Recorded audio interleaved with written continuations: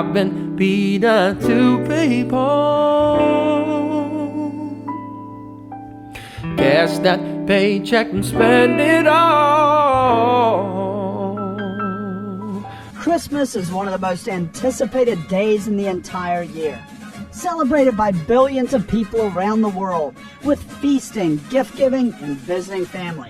It's traditionally seen as a commemoration of the birth of Jesus Christ. However, the holiday's original roots are far different from that. Join us as we examine the true origins of the Christmas holiday.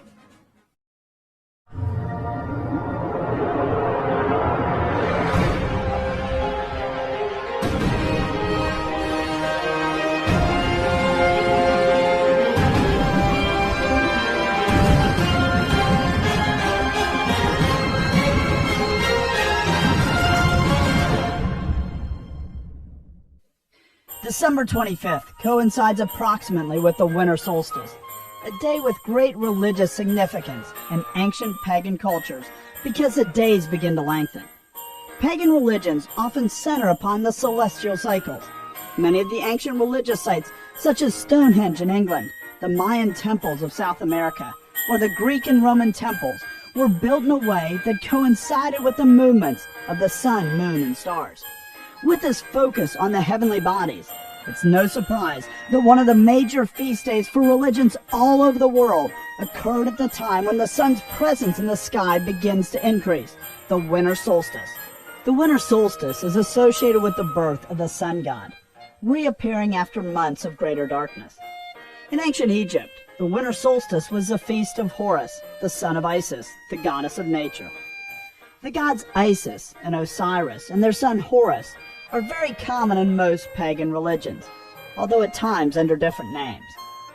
In the myth of Osiris, the king marries his sister Isis and is murdered. But after his death, he conceives a child with Isis named Horus.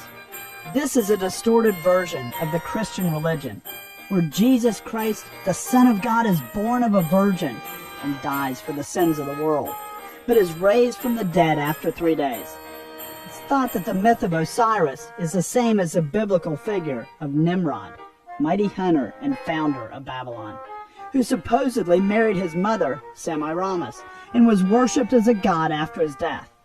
Semiramis and Nimrod, mother and child, spread through the world as one of the major religious influences in opposition to Judaism and Christianity.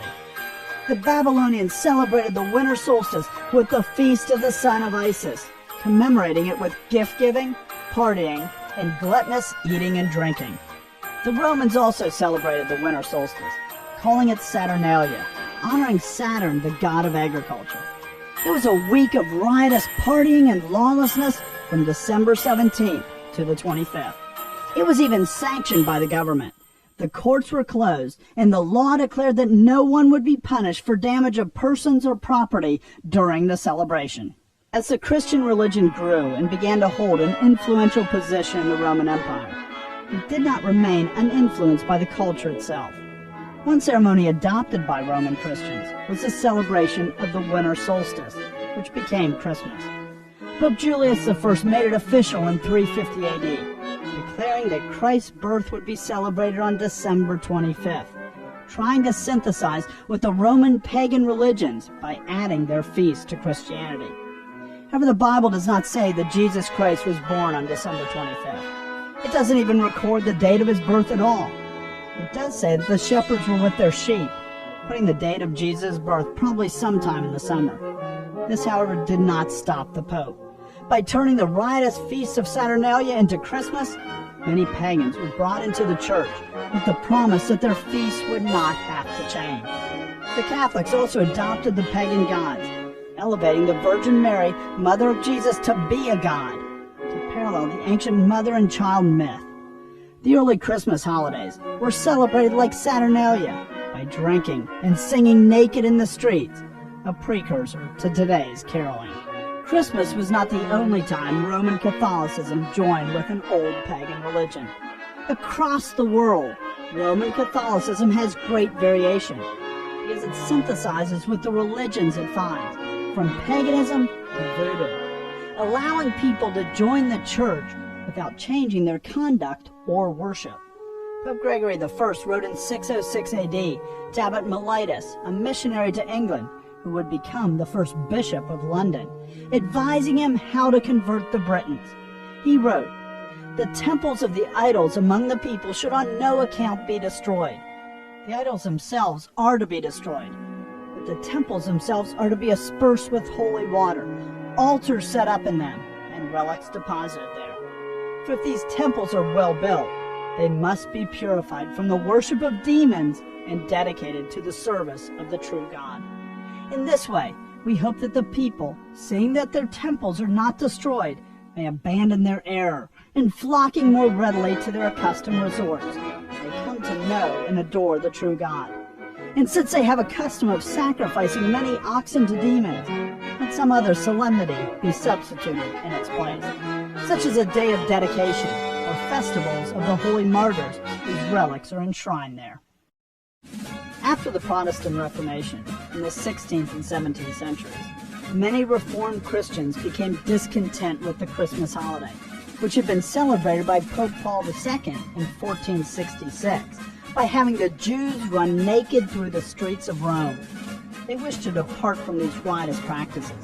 Increase Mather, an American Puritan, wrote in 1687 that the early Christians who first observed the Nativity on December 25th did not do so thinking that Christ was born in that month, but because the heathens' Saturnalia was at that time kept in Rome, and they were willing to have those pagan holidays metamorphosed into Christian ones. Many also believed that holidays should only be celebrated if they were commanded in the Bible. The celebration of Christmas was illegal in Calvin's Geneva. In 1647, after the English Parliament prevailed over the king in the English Civil War, they outlawed the observance as well. It was not reinstated as a public holiday in Scotland until 1958. This view was brought over to the New World, and when the Puritans settled in America, in some areas the celebration of Christmas was outlawed entirely. The Pilgrims who settled in Plymouth were opposed to the celebration of Christmas. They allowed freedom of conscience to those who disagreed. The governor allowed them to take the day off of work, but when he found them playing games in the streets, he told them they must make it a day of worship or not celebrate it at all. Over the next decades, the celebration of Christmas increased as theology became more liberal. During the American Revolution, the holiday declined greatly in popularity, being seen as an English custom. George Washington made use of the holiday in 1776 by attacking the Hessians at the Battle of Trenton during their celebration.